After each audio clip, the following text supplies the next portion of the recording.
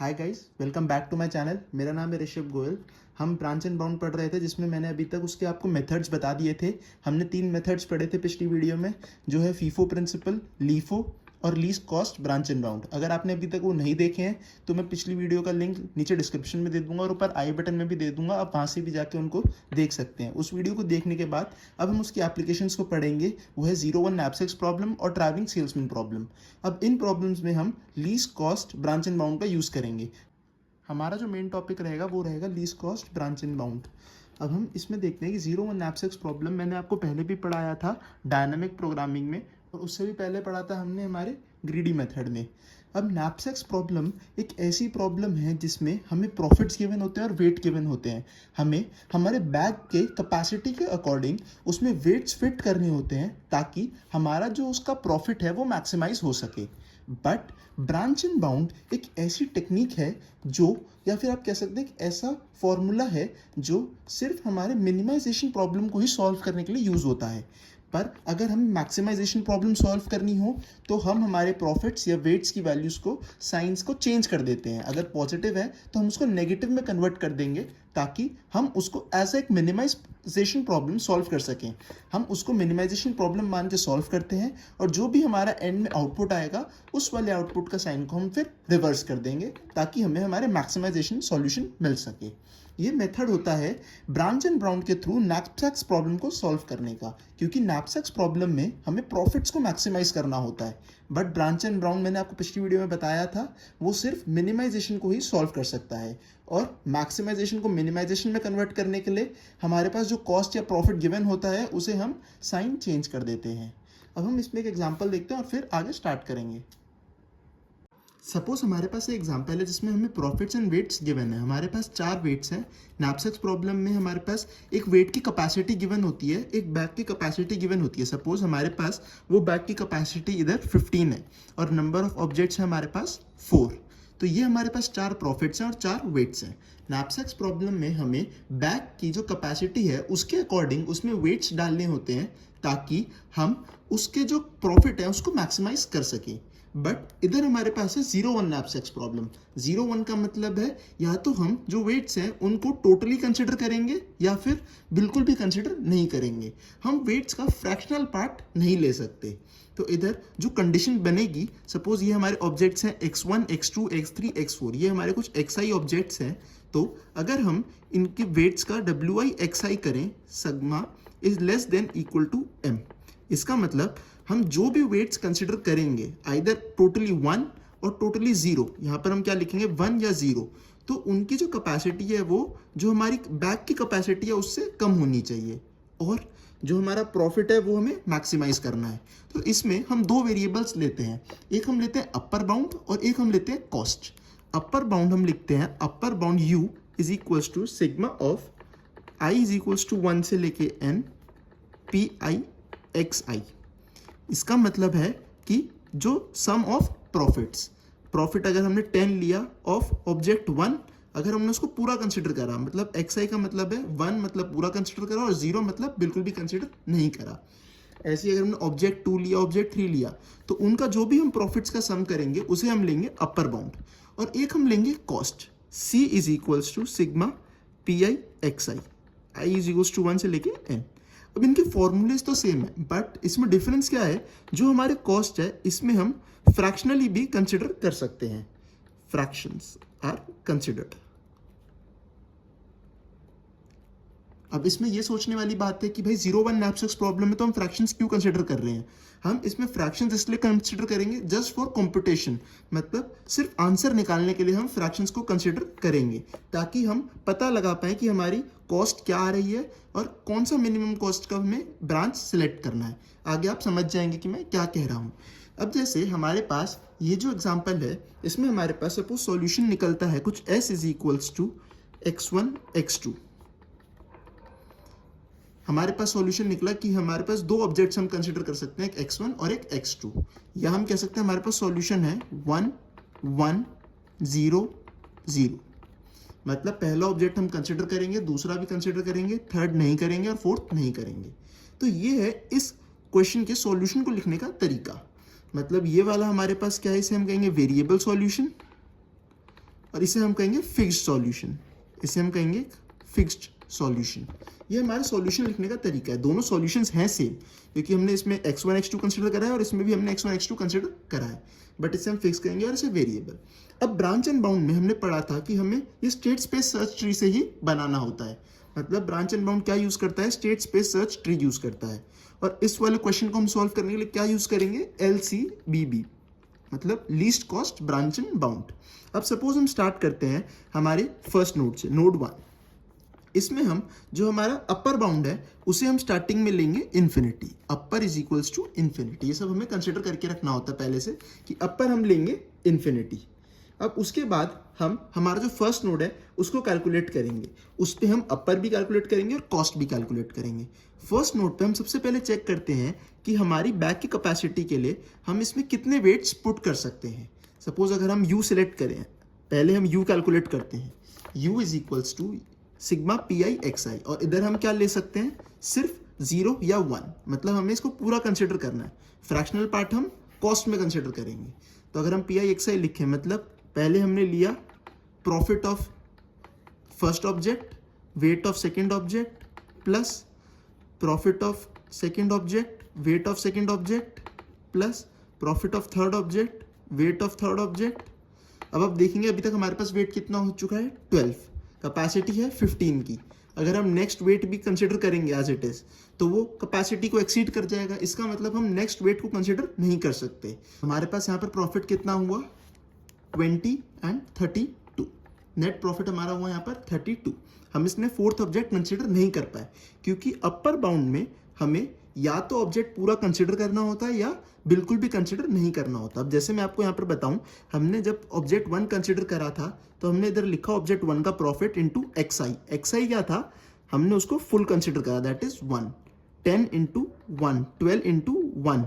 अगर हम fourth object का भी लिखना चाहे तो हम लिख सकते हैं प्लस 18 इंटू 0। 0 का मतलब हमने फोर्थ ऑब्जेक्ट कंसिडर नहीं करा, तो 18 इंटू 0 करेंगे तो वो 0 ही होगा। ये हैं उसके वेट्स। तो इस वाले पॉइंट पे हमारे पास टोटल वेट्स कितना हो गया, 12 हो गया। वेट हो गया हमारा 12 और अपर बाउंड हो गया हमारा 32। बट हमें यहाँ पर मैक्सिमाइजेशन प्रॉब्लम को मिनिमाइजेशन में कन्वर्ट करना है, तो हमारी जो भी कॉस्ट या फिर वेट्स का सम आएगा उसे हमें क्या करना होगा, नेगेटिव।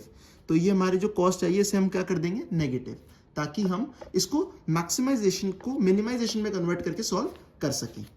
अब ऐसे ही हम यहाँ पर इस पॉइंट पर कॉस्ट निकाल लेते हैं। कॉस्ट में हम फ्रैक्शनल्स यूज कर सकते हैं। इसका मतलब अब हम फोर्थ ऑब्जेक्ट का कुछ हिस्सा यूज कर पाएंगे। जैसे पहले ऑब्जेक्ट लिया हमने प्रॉफिट 10, प्लस दूसरा ऑब्जेक्ट लिया प्रॉफिट 10, तीसरा ऑब्जेक्ट लिया 12, प्लस अब हमें अगला ऑब्जेक्ट कंसिडर करना है। अभी तक हमारे पास वेट कितना हो चुका था, यहाँ तक 12 हो चुका था। मैं यहाँ पर वेट भी लिख देता हूँ, 2 + 4 + 6। अभी तक हमारे पास वेट हो चुका है 12। अब हम और कितना वेट कंसिडर कर सकते हैं, 3। तो अगर हम यूनिटरी मेथड लगाएं और उससे प्रॉफिट निकालें तो हमारे पास आएगा 18/9 × 3। तो हम इसमें और 3 प्रॉफिट और 3 वेट ऐड कर सकते हैं और इसका आंसर होगा हमारे पास 2 और ऐड हो जाएगा, दैट इज 34। इसको अब हम क्या लिख सकते हैं, -34। माइनस इसलिए क्योंकि हम कॉस्ट कैलकुलेट कर रहे हैं और हमें इस वाले क्वेश्चन को मिनिमाइजेशन में कन्वर्ट करना है। अब इस पॉइंट पे आप लिख सकते हैं कि upper is equals to -32 and cost is equals to -34। यहाँ पर कैलकुलेशन मिस्टेक हो गई, यहाँ पर होगा 38, तो ये होगा -38। अब यहाँ पर आप देख सकते हैं हमें नया अपर मिल चुका है -32 और कॉस्ट मिली है -38। पर जो हमारा अपर हमने कंसिडर करा था वो स्टार्टिंग में कंसिडर करा था प्लस इन्फिनिटी। तो इसका मतलब जो हमें नया अपर मिला है वो छोटा है इन्फिनिटी से। तो अब हम हमारे अपर को अपडेट कर देंगे और इसको लिख देंगे -32। अब हम हमारे नेक्स्ट स्टेप पे जाते हैं। नेक्स्ट स्टेप में हमें या तो हम हमारा ऑब्जेक्ट 1 कंसिडर करेंगे या ऑब्जेक्ट 1 कंसिडर नहीं करेंगे। सपोज हमने यहाँ पर हमारा ऑब्जेक्ट 1 कंसिडर करा और यहाँ पर ऑब्जेक्ट 1 कंसिडर नहीं करा। x1 का मतलब है ऑब्जेक्ट 1 और 1 का मतलब है हमने उसको कंसिडर करा है और 0 का मतलब हमने उसे कंसिडर नहीं करा है। जब हम उसे कंसिडर करेंगे तो हमारे अपर और कॉस्ट वो सेम रहेगी, हम उसे एज इट इज नीचे लिख सकते हैं। यहाँ पर हम अपर लिख देंगे -32, कॉस्ट लिख देंगे -38। आप फर्स्ट स्टेप होपफुली समझ गए होंगे कि फर्स्ट नोड पे हमने क्या करा, हमने हमारी कैपेसिटी के अकॉर्डिंग जो भी मैक्सिमम प्रॉफिट हम यूज़ कर सकते थे हमने वो करा। ऐसे ही हमने कॉस्ट में भी निकाला कि हम जो भी मैक्सिमम प्रॉफिट यूज़ कर सकते थे विथ फ्रैक्शंस हमने उसे निकाला और उससे हमने हमारा अपर और कॉस्ट फाइंड करी फर्स्ट नोड की। अब जब हमने फर्स्ट ऑब्जेक्ट लिया तो हमने जो अपर लिखा वो ऊपर से एज इट इज नीचे लिख दिया था क्योंकि उसमें सेम होता है अपर। और जब हम नोड 3 पे गए अब हम यहाँ पर चेक करेंगे कि हमारा कॉस्ट और अपर क्या है। अब हम इस पॉइंट पे दोबारा हमारा कॉस्ट और अपर यूज़ करते हैं। सपोज मैंने यहाँ पर कॉस्ट, सबसे पहले अपर निकालते हैं, मैंने अपर निकाला, upper value is equals to हम sigma P I X I, first object 10 जिसका वेट है 2 प्लस नेक्स्ट ऑब्जेक्ट 10 जिसका वेट है 4। बट यहाँ पर आप देख सकते हैं मैं फर्स्ट ऑब्जेक्ट कंसिडर नहीं करा है तो हम इसको कंसिडर नहीं करेंगे। हम सीधा सेकंड ऑब्जेक्ट से स्टार्ट करेंगे। Profit 10 weight 4 plus 12 weight 6 plus अभी तक हमारे पास कितना वेट हो चुका है 10 हो चुका है, हम कर सकते हैं 15। इसका मतलब अगर हम नेक्स्ट वेट को ऐड करेंगे तो वो ओवरफ्लो हो जाएगा हमारा बैक। और यू में मतलब अपर में हम फ्रैक्शंस नहीं ले सकते तो इसका मतलब बस यहीं तक हम इसको कंसिडर कर पाएंगे। और इसकी वैल्यू हमें जो मिलेगी कॉस्ट की वो मिलेगी 22, साथ में नेगेटिव मिनिमाइजेशन में कन्वर्ट करने के लिए। और जो वेट हमारे को मिला है वो मिला है अभी तक 10। अब हम साथ में कॉस्ट निकालते हैं।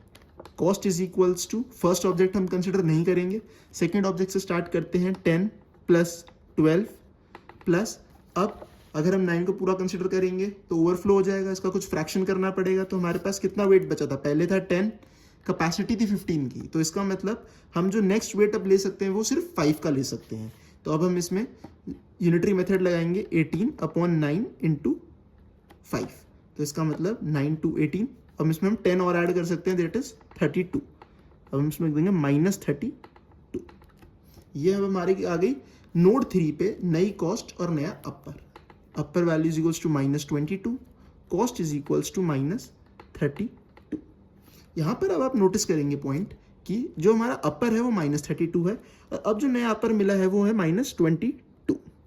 ये जो अपर है ये -32 जो हमने पिछला अपडेट करा था उससे बड़ा है, क्योंकि अगर आप नंबर लाइन पे चेक करेंगे तो यहाँ पर हम 0 लिखेंगे, यहाँ 1 2 ऐसे इन्फिनिटी तक जाएंगे और यहाँ पर पीछे जाएंगे तो यहाँ पर आएगा -1 -2 ऐसे ही -22 फिर आएगा -32। इसका मतलब -22 बड़ा है -32 से। तो अब हम अपर की वैल्यू को अपडेट नहीं करेंगे। अपर की वैल्यू हम सिर्फ तभी अपडेट करेंगे जब हमें जो नई अपर की वैल्यू मिलेगी वो इस वाली अपर की वैल्यू से छोटी होगी, तभी हम अपर की वैल्यू को अपडेट कर सकेंगे। अब यहाँ पर कॉन्सेप्ट आएगा least cost branch and bound का।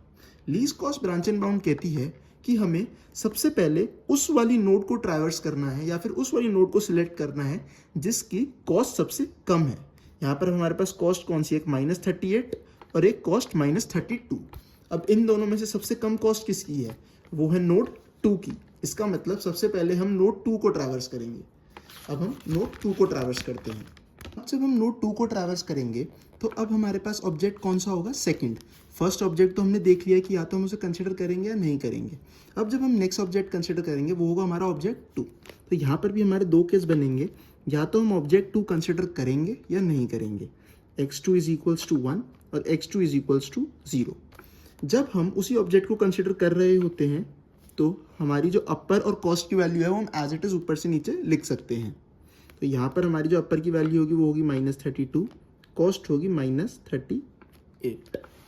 आप इसको सोचेंगे कि अगर हमने इसको ऊपर से नीचे एज इट इज लिखा है वो हमने क्यों लिखा है, क्योंकि जब हमने फर्स्ट नोड पे हमारी अपर और कॉस्ट की वैल्यू निकाली थी तब आप याद करेंगे हमने फर्स्ट ऑब्जेक्ट भी कंसिडर करा था, सेकंड ऑब्जेक्ट भी कंसिडर करा था, थर्ड ऑब्जेक्ट भी कंसिडर करा था, बस फोर्थ ही नहीं करा था। तो इसका मतलब यहाँ पर जब हमने फर्स्ट ऑब्जेक्ट इंक्लूड करा तो जो हमें अपर और कॉस्ट की वैल्यू मिली थी वो फर्स्ट ऑब्जेक्ट इंक्लूड करने पे ही मिली थी। ऐसी जब हमने 2 पे वैल्यू एज इट इज ऊपर से नीचे लिखी वो इसलिए लिखी क्योंकि हमने इस वाली अपर और कॉस्ट में सेकंड ऑब्जेक्ट कंसिडर कर रखा था, इसीलिए हमने इसको यहाँ से यहाँ तक लिख पाए। अब हम इस वाली नोड को देखते हैं, सॉरी फिफ्थ नोड को देखेंगे और इस पे अपर और कॉस्ट की वैल्यू निकालेंगे। एट नोड 5 अपर की वैल्यू हम क्या निकालेंगे, सिग्मा पी आई एक्स आई, जिसमें फ्रैक्शंस इंक्लूड ना हो। हमें ऑब्जेक्ट 2 कंसिडर नहीं करना है। तो हम सबसे पहले फर्स्ट ऑब्जेक्ट करेंगे जिसका प्रॉफिट है 10 प्लस सेकेंड ऑब्जेक्ट को हम स्किप कर देंगे। अब हम ऑब्जेक्ट करेंगे कंसिडर थर्ड विच इसका है प्रॉफिट 12। अभी तक वेट हमारा हो चुका है 6 + 2 8। अब हम नेक्स्ट अगर ऑब्जेक्ट कंसिडर करें तो इसका मतलब 8 + 9 हमारा हो जाएगा 17, तो वो एक्सीड कर जाएगा। इसका मतलब हम इसे इंक्लूड नहीं कर सकते, तो हमारे पास वेट हुआ टोटल 22 -22 सॉरी प्रॉफिट हुआ हमारे पास -22। अब हम कॉस्ट निकाल लेते हैं। Cost is equals to 10 plus 12 plus अब हम 18 का कुछ हाफ लेंगे। अभी तक हमारे पास वेट हो चुका था 2 + 6 दैट इज 8। अब हम और कितना वेट ले सकते हैं ताकि 15 हो जाए, वो होगा हमारा 7। इसका मतलब 18/9 × 7। अब इसमें 7 वेट और ऐड कर देंगे तो हमारे पास क्या होगा, वेट टोटल 15 हो जाएगा विच इज इक्वल्स टू 9 × 18 7 × 14। हमें 22 में और 14 ऐड करना होगा दैट इज 36 -36। अब जो हमें नई अपर और कॉस्ट की वैल्यू मिली वो हम यहाँ लिख देंगे। Upper is equals to -22, cost is equals to -36। जो हमें नई अपर की वैल्यू मिली वो अभी भी बड़ी है जो हमने अपर अपडेट किया था उससे। यहाँ पर हमने अपर अपडेट किया था इन्फिनिटी से -32, वो अभी भी बड़ी है -22। तो इसका मतलब यहाँ पर हम अपडेशन कोई भी अपडेटेशन नहीं करेंगे, सिर्फ इसे -22 और एज इट इज छोड़ देंगे। अब हम इससे निकालने से ये पता कर सकते हैं कि अब हमें कौन से नोड को और ट्रैवर्स करना है। अब हमारे पास 3 नोड्स हैं, इनमें से सबसे छोटा किसका कॉस्ट है, वो है -38 का। आप देख सकते हैं -36 बड़ा है, -32 बड़ा है, सबसे छोटा है -38। तो अब हम इस वाली नोड को ट्रैवर्स करेंगे। तो इस वाली नोड को ट्रैवर्स करेंगे। अब हम यहाँ पर अगला ऑब्जेक्ट कंसिडर करेंगे। हमने ऑब्जेक्ट थर्ड कंसिडर करना है। x3 हमने कंसिडर करा या x3 हमने कंसिडर नहीं करा। इधर हम फिर से 2 नोड बनाएंगे दैट इज 6 और 7। एट नोड 6 हम हमारा अपर वैल्यूज को एज इट इज नीचे लिख सकते हैं। कॉस्ट इज इक्वल्स टू -38 और x3 इज इक्वल्स टू 0 पे हमें फिर से कॉस्ट और अपर वैल्यूज निकालनी होगी। At node 6 at node 7 upper value is equals to at node 7 आप देख सकते हैं हमने x3 को इंक्लूड नहीं करा है, तो अब हम x3 को इंक्लूड नहीं करेंगे। पहले ऑब्जेक्ट 1 इंक्लूड करा, फिर ऑब्जेक्ट 2, ऑब्जेक्ट 3 हम इंक्लूड नहीं कर सकते। अब हम ऑब्जेक्ट 4 इंक्लूड करेंगे, बट इसका साथ साथ हम प्रॉफिट भी चेक करते रहेंगे। वो प्रॉफिट एक्सीड नहीं करना चाहिए हमारी बैक की कैपेसिटी से। अभी तक हमारा प्रॉफिट हो चुका है 6, तो अगर हम 9 को इंक्लूड करेंगे तो वो 15 हो जाएगा। इसका मतलब हम उसे इंक्लूड कर सकते हैं। हम यहाँ पर 9 और इंक्लूड कर सकते हैं। तो इसका मतलब हम ऑब्जेक्ट 4 को भी ऐड कर देंगे। ये हमारा ऑब्जेक्ट 1 है, ये 2 है और ये 4 है।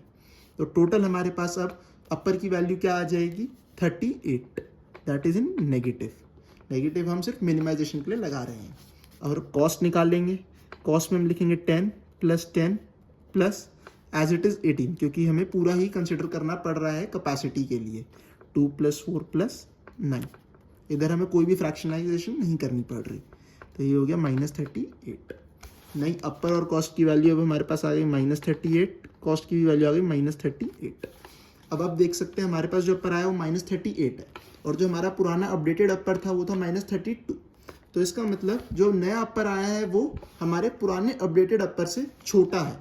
तो अब हम इस वाले अपर को दोबारा अपडेट कर देंगे और यहाँ पर लिख देंगे -38। सबसे छोटा अपर अब हमारे पास क्या है, -38 है। तो आप यहाँ पर देख सकते हैं हमें जो नया अपर बाउंड मिला है वो है -38। अब हमारे पास फिर से जो कॉस्ट आई है वो है -38, -38, -36 और -32। अब हमें इन सब कॉस्ट में से सबसे लीस्ट कॉस्ट फाइंड करनी है और उस वाली नोड को ट्रैवर्स करना है। सबसे लीस्ट कॉस्ट है हमारे पास इन दोनों कॉस्ट में, क्योंकि ये दोनों सेम है, -38। अब इन दोनों में से हमें सिलेक्ट करना होगा कि कौन सी नोड को हम और ट्रैवर्स करें। अगर हम यहाँ पर चेक करें, हमने पहले फर्स्ट नोड इंक्लूड करी, फर्स्ट ऑब्जेक्ट इंक्लूड करा, फिर सेकंड ऑब्जेक्ट इंक्लूड करा और फिर थर्ड ऑब्जेक्ट इंक्लूड करा। अगर हमने इन तीनों ऑब्जेक्ट को इंक्लूड करा तो हमारा टोटल वेट अभी तक क्या हो चुका है, वो है 2 + 4 + 6 दैट इज 12। अगर हम इसके बाद एक और ऑब्जेक्ट कंसिडर करें दैट इज ऑब्जेक्ट 4, तो हमारी बैक की कैपेसिटी एक्सीड हो जाएगी। वो हमने यहाँ पर पहले भी देखा था कि अगर हम एक और ऑब्जेक्ट को इंक्लूड कर रहे हैं, यहाँ पर हमने चेक करा था जब हम स्टार्टिंग में अपर निकाल रहे थे तो हम एक और ऑब्जेक्ट को इंक्लूड नहीं कर पा रहे थे, ऑब्जेक्ट 4 हमारा इंक्लूड नहीं हो पा रहा था। इसीलिए हम यहाँ पर इस वाली नोड को ट्रैवर्स नहीं करेंगे, क्योंकि अगर हम यहाँ पर ऑब्जेक्ट 4 इंक्लूड कर लेंगे तो वो हमारी बैक की कैपेसिटी को एक्सीड कर जाएगा। इसीलिए अब हमारे पास जो नोड बचती है वो नोड बचेगी नोड 7। तो अब हमें इसी को ही और आगे ट्रैवर्स करना पड़ेगा। तो इसका मतलब अब यहाँ पर हमें ऑब्जेक्ट 4 को या तो कंसिडर करना होगा या कंसिडर नहीं करना होगा। यहाँ पर हमारे पास 2 और नोड्स बनेंगी 8 एंड 9। इधर हम अपर और कॉस्ट की वैल्यू एज इट इज ऊपर से लिख देंगे -38, कॉस्ट इज इक्वल्स टू -38। अब एट नोड 9 हमें अपर और कॉस्ट की वैल्यू निकालनी होगी। एट नोड 9 अपर की वैल्यू अब मैं काफ़ी जल्दी निकाल सकता हूँ, होपफुली आपको समझ में आ गया होगा कैसे निकालनी है। एट नोड 9 हमारा ऑब्जेक्ट 4 इंक्लूड नहीं होगा, बाकी ऑब्जेक्ट्स इंक्लूड हो सकते हैं। तो फर्स्ट ऑब्जेक्ट इंक्लूड करा, सेकंड ऑब्जेक्ट इंक्लूड करा, साथ में वेट्स लिख लिए इनके, अभी तक सिर्फ 6 हुआ है वेट। तो थर्ड ऑब्जेक्ट को भी हम पूरा इंक्लूड कर सकते हैं, दैट इज 6 जिसका वेट हुआ है। टोटल वेट अभी तक हमारे पास हो चुका है 12 और प्रॉफिट हो चुका है हमारे पास 32 माइनस में -32 और वेट हुआ है सिर्फ 12। तो इसका मतलब अपर जो हमारे पास आया है, अपर बाउंड आया है वो -32 आया है, और जो कॉस्ट आएगी वो आएगी 10 + 10 + 12। फोर्थ ऑब्जेक्ट हम इंक्लूड नहीं कर सकते, तो यही हमारी कॉस्ट होगी जो होगी -32। तो इधर कॉस्ट आएगी -32। अब यहाँ पर हमने सारे ऑब्जेक्ट्स को कंसिडर कर लिया है। अब आप देखेंगे कि हमें कौन कौन सी नोड्स को किल करना है। हमने नोड 9 पे ऑब्जेक्ट 4 तो इंक्लूड नहीं करा क्योंकि यहाँ पर इंक्लूडेड नहीं था, बट हमने पीछे ये ध्यान नहीं दिया कि जो नोड 3 है उस पर भी हमारा 0 है। इसका मतलब यहाँ पर हमने ऑब्जेक्ट 3 भी कंसिडर नहीं करना था। तो यहाँ पर हमने ऑब्जेक्ट 3 कंसिडर कर लिया, वो गलत था। हम यहाँ पर ऑब्जेक्ट 3 भी कंसिडर नहीं कर सकते थे। तो इधर जो हमारा अपर बाउंड होगा वो होगा -20 और कॉस्ट भी होगी वो होगी -20। आपको जो पिछला ट्री चलता आ रहा है उससे भी देखना होगा कि कौन कौन से ऑब्जेक्ट हम इंक्लूड कर सकते हैं और नहीं कर सकते। सिर्फ उसी वाली ब्रांच को देखने से काम नहीं चलेगा। जैसे अभी हमने यहाँ पर मिस्टेक कर दी थी, यहाँ पर हमने सिर्फ नोड 4 को, जो ऑब्जेक्ट 4 है उसे इंक्लूड नहीं करा, बट और ऑब्जेक्ट 3 कर लिया। लेकिन हमने जब ट्री दोबारा से देखा तो ट्री में हमें पता चला कि हमारा जो x3 है वो भी 0 है। इसका मतलब हम ऑब्जेक्ट 3 को भी कंसिडर नहीं कर सकते थे। तो इसीलिए हमने अब ऑब्जेक्ट 3 को भी एक्सक्लूड कर दिया, हम उसे कंसिडर नहीं कर सकते थे। तो हमारे पास जो अपर और कॉस्ट आई वो है 20 -20। अब यहाँ पर यूज आएगा हमारे इस वाले अपर बाउंड का। ये आप देख सकते हैं अब हमारे पास अपर बाउंड क्या है, -38। अपर बाउंड का क्या मतलब है कि -38 से ऊपर भी कोई वैल्यू नहीं होनी चाहिए। ये हमारा अपर बाउंड है। जो हमारी नंबर लाइन है उस पर अगर हम देखें कि -38 हमारा अपर बाउंड है, इसका मतलब -38 से कुछ भी बड़ा नहीं होना चाहिए। तो अब जो भी कॉस्ट वैल्यू -38 से बड़ी है, हम उन वाली नोड्स को किल कर सकते हैं। इसका मतलब हम उससे आगे ट्रैवर्स नहीं कर पाएंगे। अब हम यहाँ देखते हैं, हमने यहाँ पर फर्स्ट ऑब्जेक्ट कंसिडर करा, सेकंड ऑब्जेक्ट कंसिडर करा, थर्ड, और हम फोर्थ नहीं कर सकते। तो यहाँ तक तो अभी हमारा ट्री खत्म हो गया। अब हम देखते हैं कि कौन कौन सी नोड्स को हमें किल करना होगा। जैसे -32 है, वो -38 से बड़ा है, वो यहाँ कहीं लाया करेगा, तो हमें इस वाली नोड को किल करना होगा। इसका मतलब हम इसमें और आगे ट्रैवर्स नहीं कर सकते। तो इस least cost branch and bound method से हमारे नंबर ऑफ स्टेप्स जो है वो कम हो गए। हमें इस वाली नोड को और ट्रैवर्स नहीं करना पड़ा। अगर हम यहाँ पर फीफो प्रिंसिपल यूज कर रहे होते तो हमें सेकंड नोड को ट्रैवर्स करने के बाद ही थर्ड नोड को ट्रैवर्स करना पड़ता, जो कि कोई भी फायदा नहीं देती। हमारे जो नंबर ऑफ स्टेप्स हैं वो बढ़ जाते और हमें यहाँ पर कोई भी सॉल्यूशन नहीं मिलता, क्योंकि लीस्ट कॉस्ट मेथड हमें बता रहा है कि ये वाली नोड हमारी एज इट इज किल हो रही है। यहाँ पर हमें कोई भी सॉल्यूशन नहीं मिलेगा। अब यहाँ पर कॉस्ट है -36, वो भी -38 से बड़ी है, -38 से बड़ी आएगी तो ये भी नोड किल हो जाएगी। कॉस्ट इज इक्वल्स टू -20, ये भी बड़ी है तो ये भी नोड किल हो जाएगी। यहाँ पर भी कॉस्ट -38 है, पर ये वाली नोड में हम फोर्थ ऑब्जेक्ट कंसिडर ही नहीं कर सकते, तो इसलिए हमने इस वाली नोड को किल कर दिया। यहाँ पर हम देखेंगे कि यहाँ पर हमारे पास है ऑब्जेक्ट 8 और cost -38। Cost -38 as it is उसी पॉइंट पे है, तो हम इस वाली नोड को कंसिडर कर सकते हैं, वो इक्वल है। तो अब हमारे पास एंड में सिर्फ एक सॉल्यूशन रहा जिसमें हम x1 इज इक्वल्स टू 1 लिख पाए, x2 is equals to 1, x3 is equals to 0 and x4 is equals to 1। इसका मतलब अब हमारे पास सॉल्यूशन बचा first object included, second object included, third not included and fourth included. तो अब इसके अकॉर्डिंगली हम हमारी कॉस्ट और प्रॉफिट्स लिख सकते हैं। तो हम यहाँ पर प्रॉफिट लिखेंगे। प्रॉफिट हमारे पास सॉल्यूशन के हिसाब से होगा first object included that is 10, then again 10, second object not, third object not included तो उसका प्रॉफिट हम नहीं लिखेंगे, फोर्थ ऑब्जेक्ट इंक्लूडेड उसका प्रॉफिट होगा 18। तो टोटल प्रॉफिट हमारे पास कितना हो गया 38। और वेट हमारा कितना आया बैग में, विच इज 2 + 4 + 9, ये है टोटल 50। मतलब वेट हमारा पूरा 15 आ गया है और जो मैक्सिमम प्रॉफिट हमारे पास आ पाया वो है 38। ये तरीका था कि हमने नेगेटिव यूज़ करके मिनिमाइजेशन के थ्रू सॉल्व करा और एंड में हमने मैक्सिमाइजेशन का आंसर निकाल लिया। यहाँ पर कॉस्ट हमारी -38 थी, वो एज इट इज़ इक्वल थी हमारे अपर बाउंड के, तो इसीलिए हम उस वाली नोट को कंसिडर कर सकते हैं। यहाँ पर हमने इन नोट्स को इसलिए कंसिडर नहीं करा क्योंकि इनकी कॉस्ट जो है वो बड़ी है अपर बाउंड से। अपर बाउंड का मतलब यही होता है कि अपर पे बाउंड लगाना। यहाँ पर बाउंडेशन थी कि इससे ऊपर हम नहीं जा सकते। जो ये वाला पॉइंट है 6th नोट, इस पे अब हमें लगेगा कि ये पर भी कॉस्ट -38 है, तो ये भी एक सॉल्यूशन हो सकता है। इधर भी कॉस्ट हमारी -38 है जो अपर बाउंड के साथ मैच हो रही है, तो ये भी एक सॉल्यूशन हो सकता है। बट ये सॉल्यूशन नहीं होगा क्योंकि यहाँ पर आप देख सकते हैं हम सिर्फ हमारी 3 ही ऑब्जेक्ट के बारे में बात कर पाए, हम फोर्थ ऑब्जेक्ट को यहाँ पर कंसिडर ही नहीं कर पाए। हम यहाँ पर पता ही नहीं कर पाए कि या तो वो इंक्लूड होगा या नहीं होगा। क्यों? क्योंकि यहाँ पर जो हमारी कैपेसिटी थी वो इसके आगे एक्सीड कर जाती, फोर्थ ऑब्जेक्ट को इंक्लूड करती एक्सीड कर जाती, इसीलिए ये वाला जो पाथ है वो फीजिबल ही नहीं था। तो हमने इसीलिए इस वाले पाथ को कंसिडर नहीं करा।